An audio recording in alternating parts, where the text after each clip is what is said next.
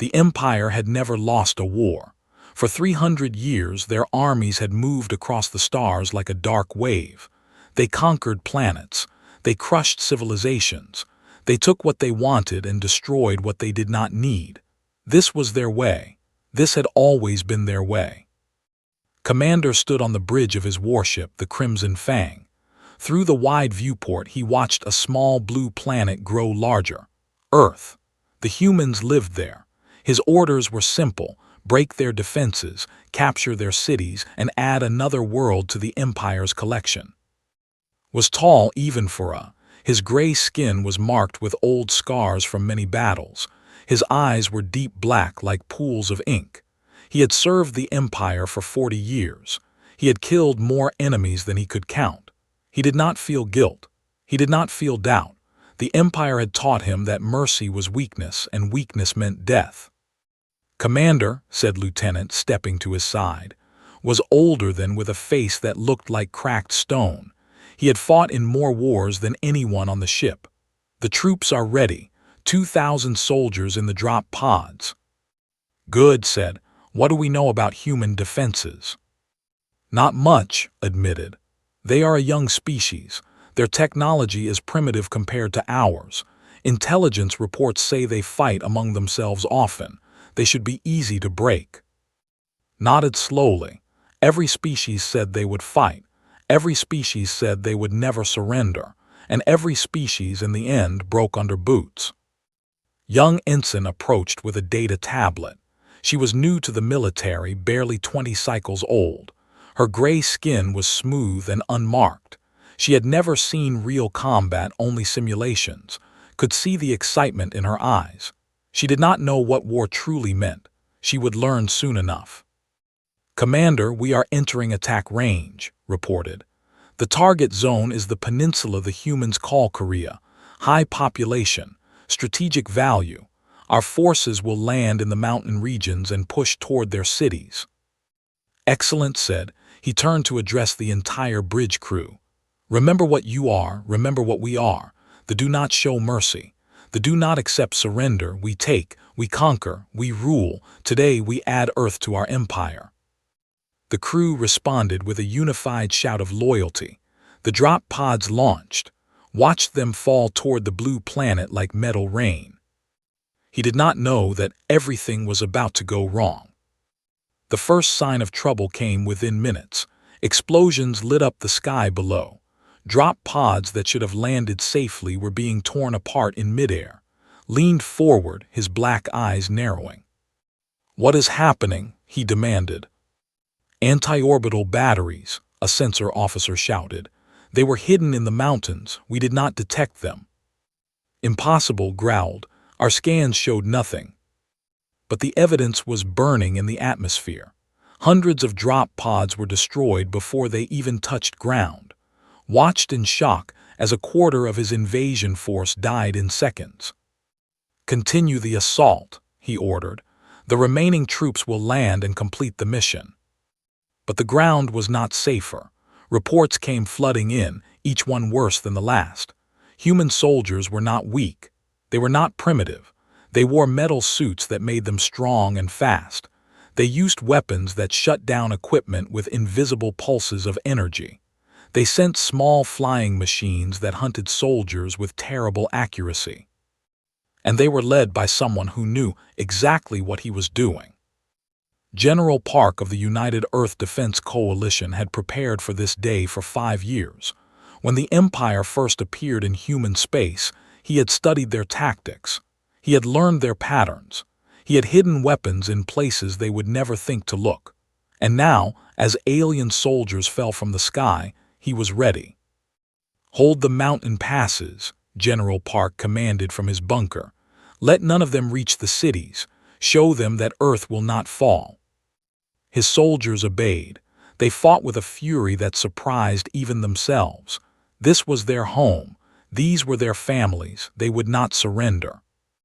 On the Crimson Fang, alarms began to scream. Human missiles launched from hidden submarines in the sea rose toward the ship. Ordered evasive action, but it was too late. The first missile struck the engine section. The second tore through the hull. "We are going down," shouted. "All hands brace for impact." Grabbed a support beam as his world turned to fire and chaos. The ship fell from the sky, spinning and burning. He saw crew members thrown against walls. He heard screaming. He felt the terrible moment when the ship hit the ground. Then everything went black. When woke, he was lying in snow. Cold wind cut across his face. His left arm was bent at an angle that made his stomach turn. All around him, the wreckage of his ship burned against the white mountains. He forced himself to stand. Pain shot through his body, but he ignored it. Pain was nothing. "Commander!" Limped toward him, blood running down his face. Behind him came, supporting a wounded soldier. More survivors were gathering, crawling out of the wreckage like ghosts. "How many?" asked. 300, maybe less," said grimly. "The rest are dead." 300 out of 2,000. Felt something he had not felt in decades, fear. "We need to move," he said. "Find shelter, regroup. We can still complete the mission." But before they could move, sounds came from the forest. Engines, voices. The survivors raised their weapons, ready to die fighting. Human soldiers emerged from the trees. They wore white armor that blended with the snow. Their weapons were pointed at the... There were hundreds of them, far more than wounded survivors could fight. Straightened his broken body. This was the end. The humans would execute them. That was how war worked. The strong killed the weak. He had done the same thing many times. "Drop your weapons," a human voice called out. "Surrender and you will not be harmed." Almost laughed. Not be harmed? What kind of foolish trick was this? But his soldiers were wounded. They were tired. They had no chance of victory. Slowly lowered his weapon. One by one, his soldiers did the same. The human soldiers moved forward carefully. They kicked away weapons and secured the prisoners. But they did not hit anyone. They did not shoot the wounded. They simply stood guard, watching with careful eyes.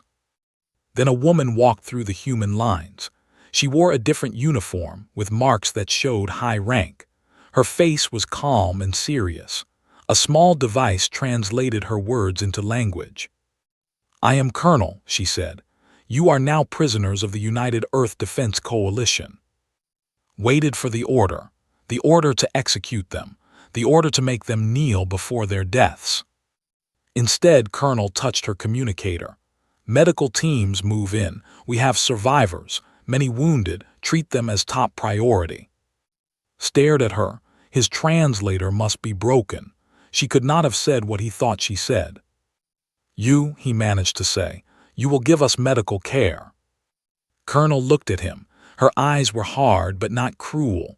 "You are wounded prisoners," she said simply. "We will treat you according to our laws, according to our values." "But we came to conquer," you said. "We came to destroy your world."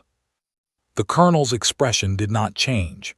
"Yes," she said, "you did, and you failed. Now you are prisoners, and prisoners, Commander, are treated with dignity. That is what separates us from monsters." She turned and walked away, giving orders to her troops. Around, human medics began treating wounded with gentle hands and careful instruments. Stood in the snow, his broken arm hanging at his side, and felt his understanding of the universe begin to crack. This was not how war worked. This was not how enemies behaved. What kind of species were these humans? The trucks moved through the night, sat in the back with 30 other prisoners. His broken arm had been wrapped in a simple bandage by a human medic who smiled at him and said, "We will fix this properly soon." Did not understand the smile. He did not understand any of this. Sat beside him, silent and watchful. The old soldier's eyes moved constantly, looking for threats, looking for opportunities to escape. But there were none. Human guards sat at both ends of the truck, their weapons ready but not aimed at the prisoners. Young was on the floor, her head resting against the metal wall. She had a wound on her leg that a medic had cleaned and wrapped. She was sleeping now, her face peaceful in a way that seemed wrong for a prisoner of war. "They will separate us soon," whispered. "They will take us to different cells. They will question us one by one. They will use pain to make us talk." Nodded. This was standard procedure. They did the same thing to their prisoners. First, you break them apart. Then you break their minds. Then you break their bodies. It was simple. It was effective. The truck stopped after many hours. The prisoners were led outside into cold morning air, looked around and felt confusion wash over him again. This was not a prison. It looked like a school. Large buildings made of brick and glass, open areas with grass and trees, a small garden with winter flowers. In the distance, mountains rose against a gray sky. "Move forward," a guard said, not harshly, just a direction. The prisoners walked through the main gate. Human workers were waiting for them, not soldiers, workers in normal clothes. They held blankets and bottles of water. "Welcome," said a man at the front.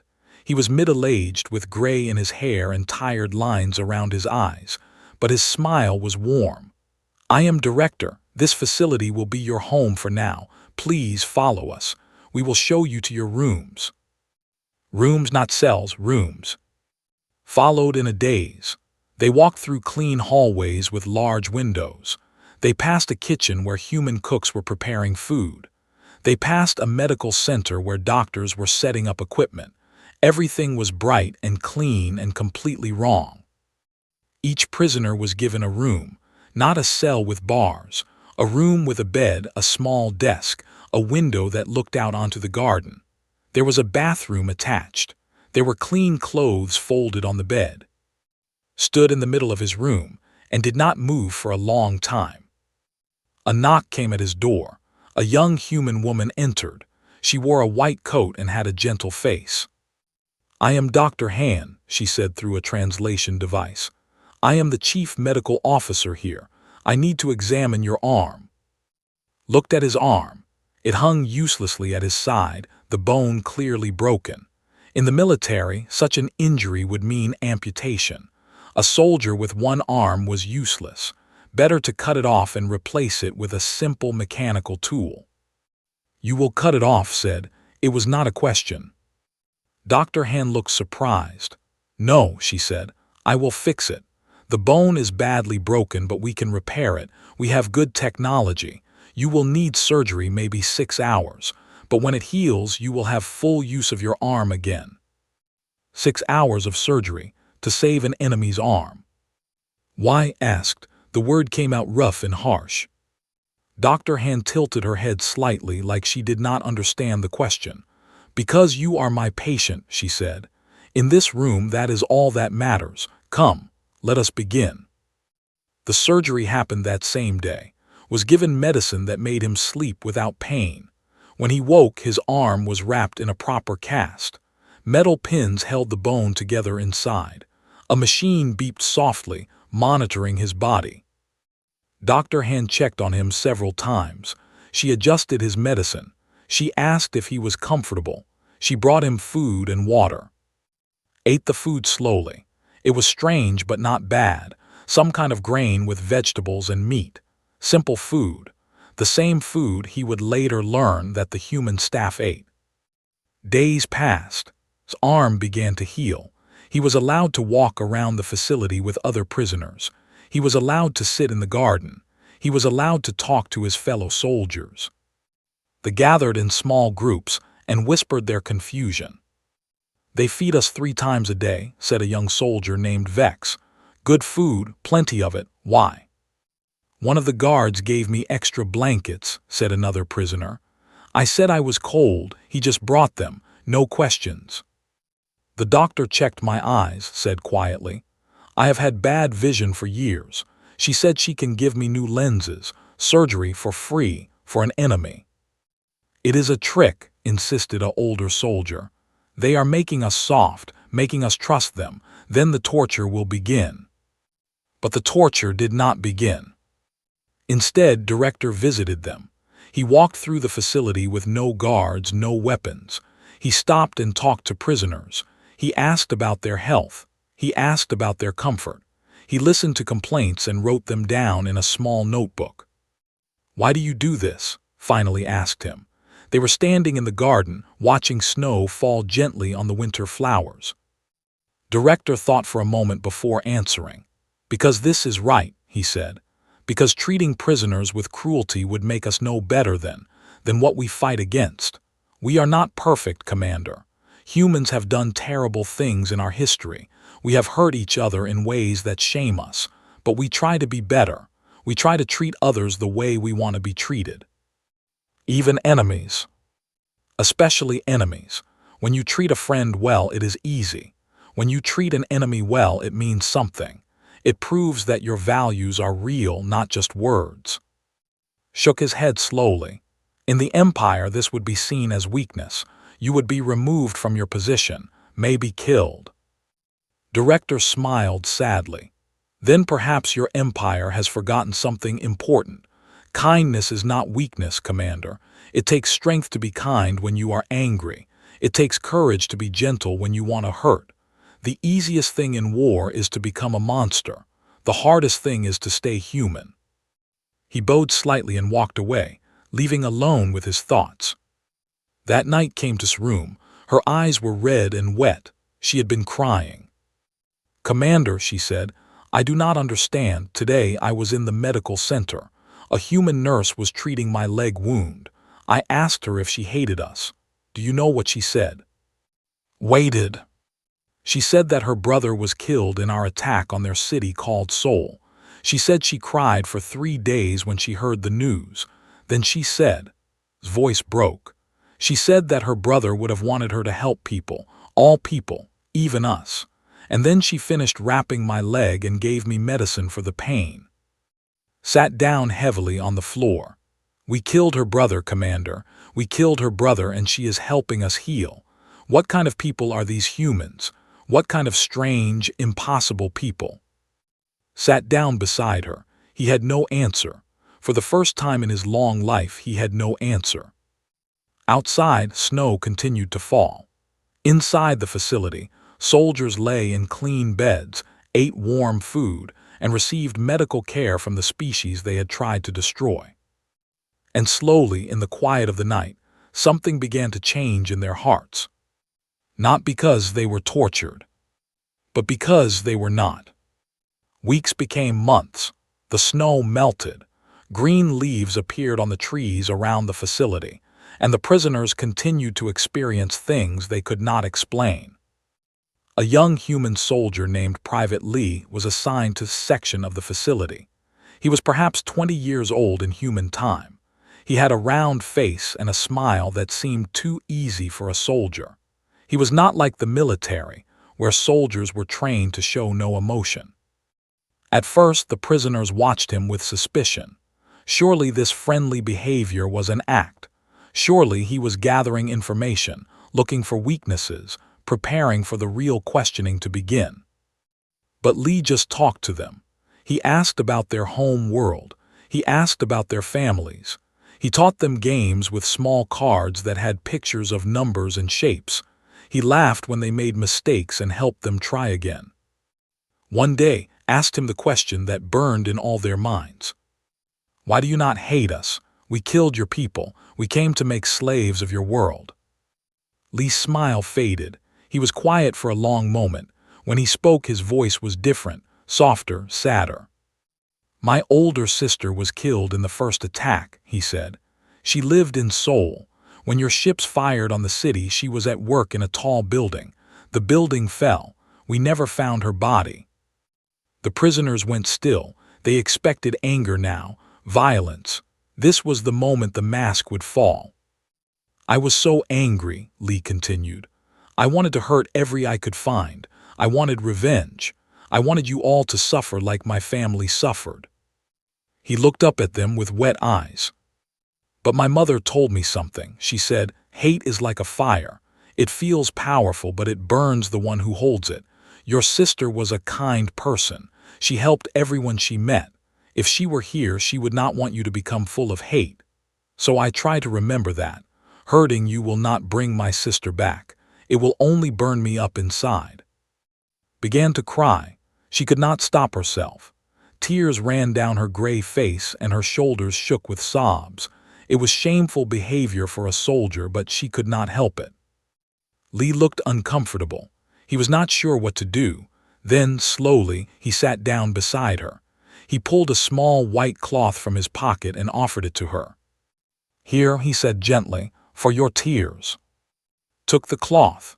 She pressed it to her eyes, and something broke inside her that day. A wall that had been built by years of military training.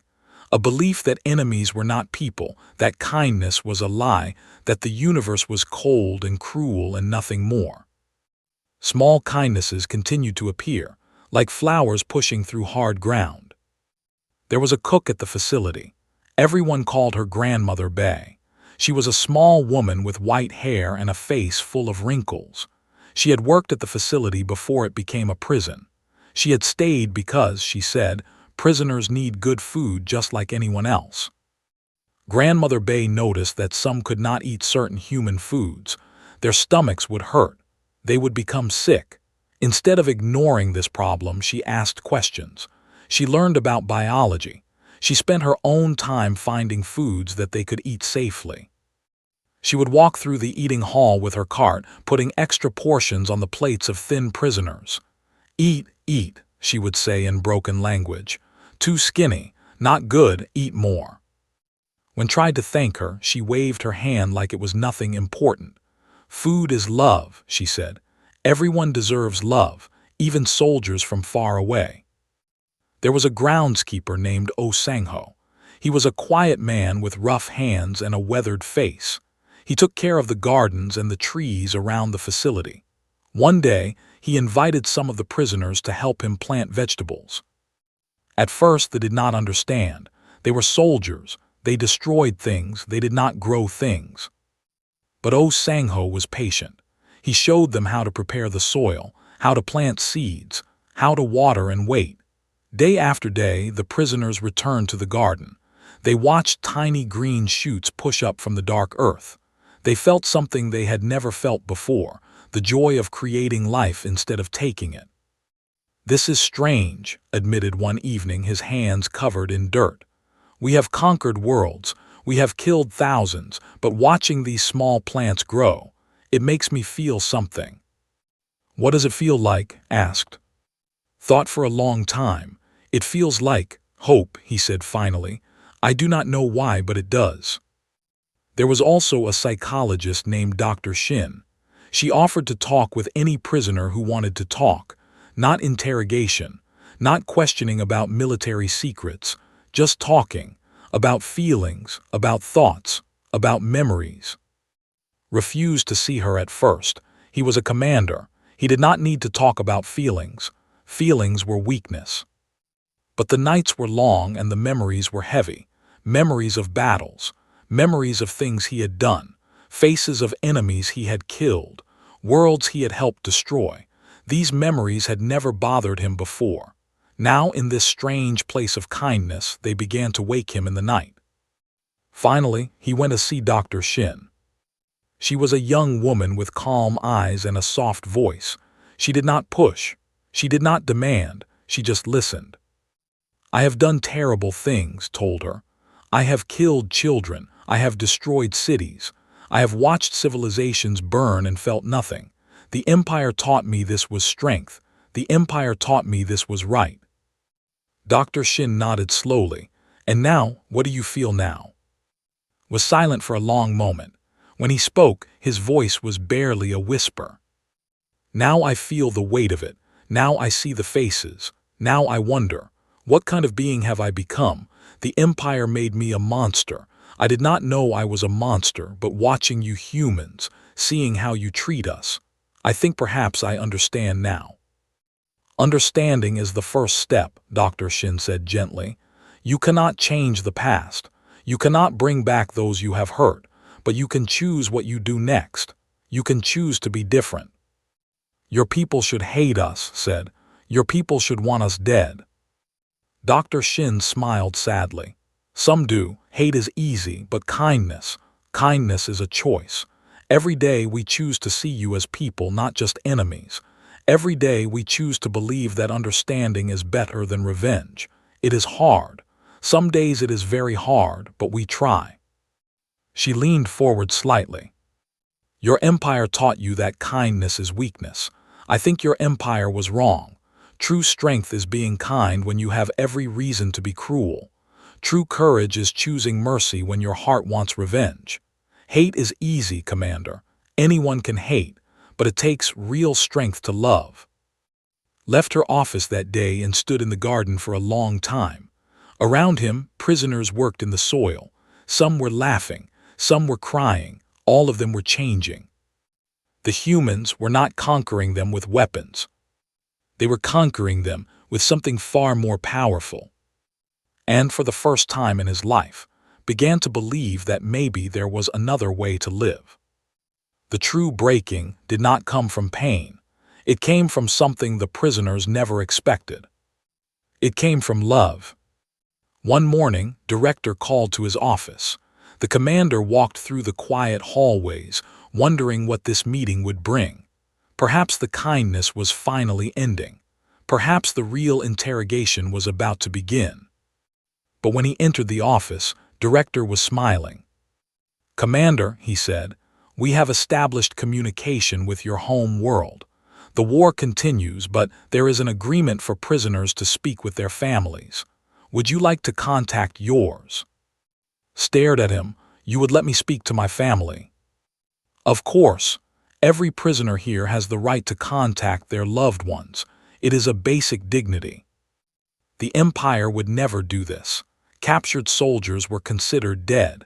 Their families would mourn them and move on. There was no communication. There was no hope. But the humans thought differently.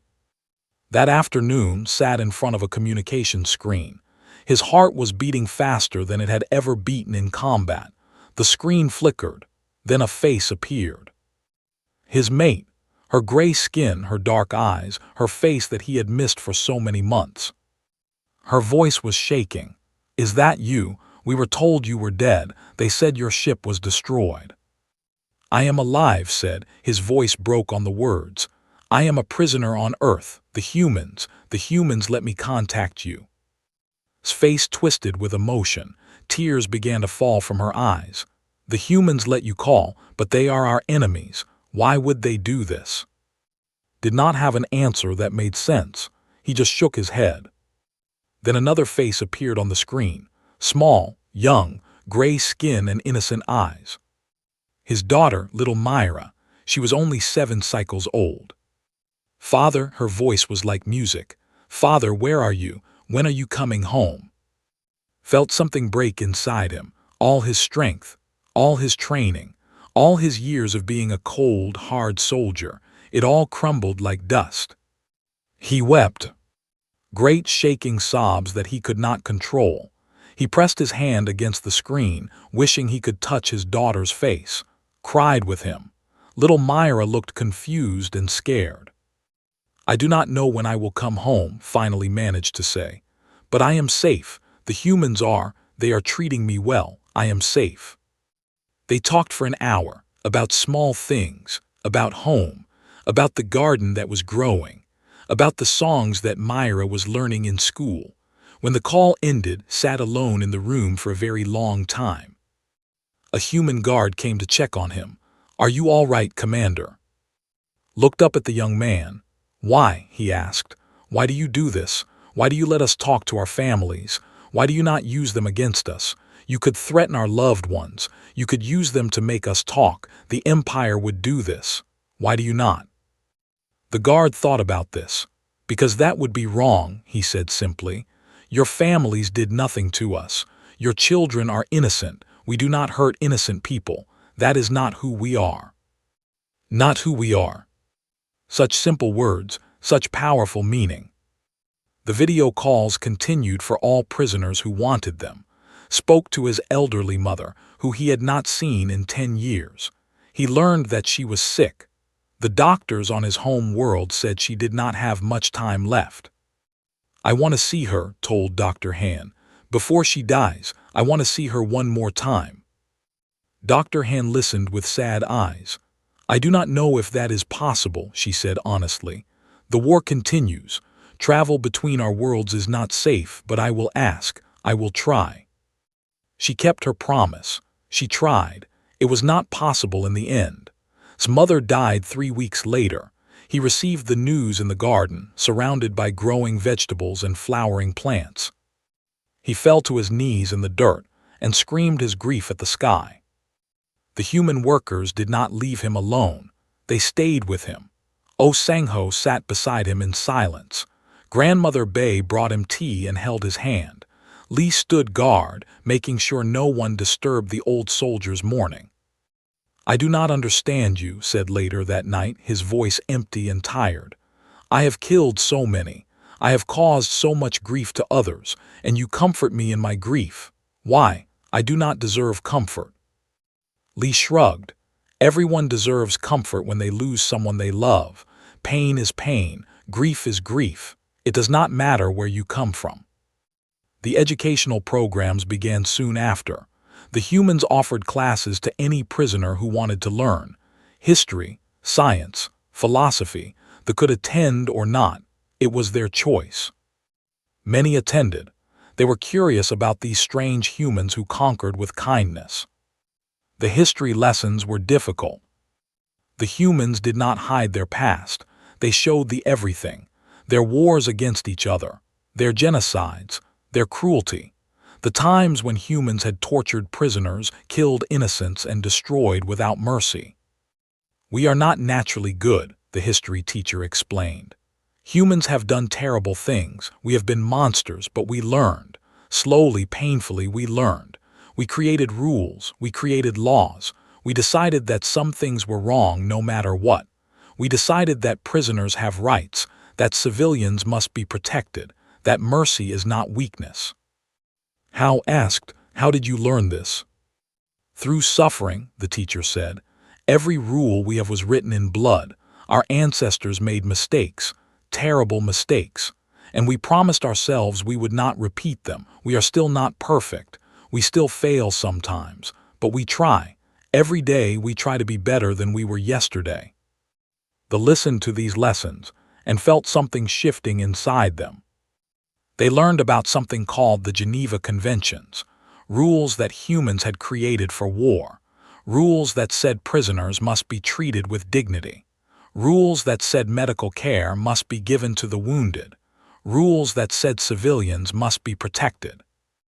These rules, said slowly, you follow them even when it is hard. We try to, the teacher said. Not everyone does, but we try. Why? What if your enemy does not follow these rules? The teacher smiled sadly. Then we show them a different way. We cannot control what others do. We can only control what we do.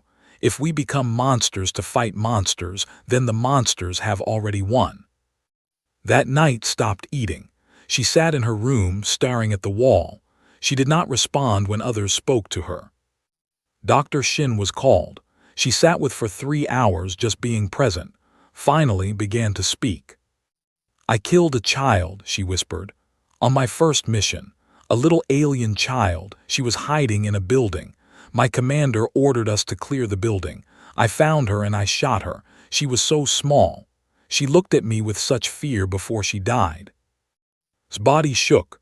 I told myself it was necessary. I told myself she was the enemy. I told myself it did not matter, but now, here, watching how the humans treat us, I cannot stop seeing her face. I cannot stop hearing her scream. Dr. Shin did not judge her, did not condemn her. She just listened. You carry a heavy weight, she said finally. What you did was wrong. You know this now. That is the first step. You cannot change the past. You cannot bring her back. But you can honor her memory by choosing to be different, by choosing to never hurt an innocent again. It is not enough, sobbed. It will never be enough. No, Dr. Shin agreed. It will never be enough. That is the true cost of what you did. You will carry it forever. But carrying it, remembering it, letting it change you, that is how you become better. That is how her death means something. The humans brought soup. They sat with her. They let her cry. They did not hate her for what she had done. They just helped her carry the weight. And in that kindness, the last walls of the prisoners began to fall. They were not being broken by torture. They were being broken by mercy. And that breaking was the beginning of something new. The war ended after 6 months, not with the victory the Empire had expected, not with the conquest of Earth. Instead, it ended with a quiet agreement, a ceasefire. The High Command finally understood that humans would not break easily. The cost of continuing the war was too high, so they stopped. The news came to the facility on a cold winter morning. Director gathered all the prisoners in the main hall and told them what this meant. "You will be allowed to go home," he said. "Ships will come to take you back to your own world. You will be reunited with your families. This is good news." The prisoners were silent, looked around at their faces. 6 months ago, this news would have made them cheer. They would have been eager to return to the Empire, to continue serving, to prepare for the next war. But now their faces were uncertain, confused, even afraid. "What happens when we go back?" a young soldier asked. "The Empire will want to know about Earth, about human weapons, about human weaknesses." Director nodded slowly. "That is your choice. We cannot stop you from sharing what you know, but I hope that you will also share something else. I hope you will tell them about the kindness you experienced here, about the mercy, about the way we treated you." "They will think we are weak," said. "They will think the humans made us soft." "Perhaps," Director said, "or perhaps they will begin to ask questions. Perhaps they will wonder if there is a different way. Change does not happen quickly. It happens slowly, one mind at a time." The repatriation process began. Human ships would transport the prisoners to a neutral zone where ships would pick them up. Most prisoners accepted this. They were ready to go home. But on the day before the transports arrived, something unexpected happened. 47 soldiers came to Director with a request. They did not want to go home. Was at the front of the group. Beside him stood, and others who had been most changed by their experience. "We wish to stay on Earth," said. "We request. We believe you call it asylum." Director's eyebrows rose in surprise. "Stay, but your families, your home world." "The Empire will see us as contaminated," explained. "They will question us. They will discover that we have been changed, that we have doubts about the old ways. At best, we will be sent to work camps for re-education. At worst, we will be executed as traitors." He straightened his back. "But more than fear, we stay because we believe. We have seen a different way of living, a different way of treating others. We cannot unsee this. We cannot unlearn this. If we return to the Empire now, we will have to pretend that nothing has changed. We will have to act like the soldiers we were before. We cannot do this. We do not want to do this." Director was silent for a long moment. Then he nodded slowly. "I will make the request," he said. "It is not my decision alone, but I will speak for you." The request was granted. It took time. There were discussions and debates. Some humans did not want living among them. The wounds of war were still fresh. But in the end, the government agreed. 47 soldiers were given asylum on Earth. 5 years passed. Much changed in those 5 years. The Empire did not attack Earth again. The ceasefire held.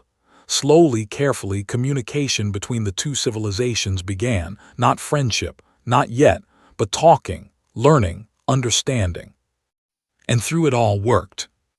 He learned human languages. He studied human history. He taught humans about culture. He became a bridge between two worlds that had tried to destroy each other. Colonel, now a general, became his ally and friend. She had been the one to capture him on that snowy mountain. Now she was the one who supported his work for peace. "You have come a long way, Commander," she told him one day. "From enemy to advocate." "You changed me," said.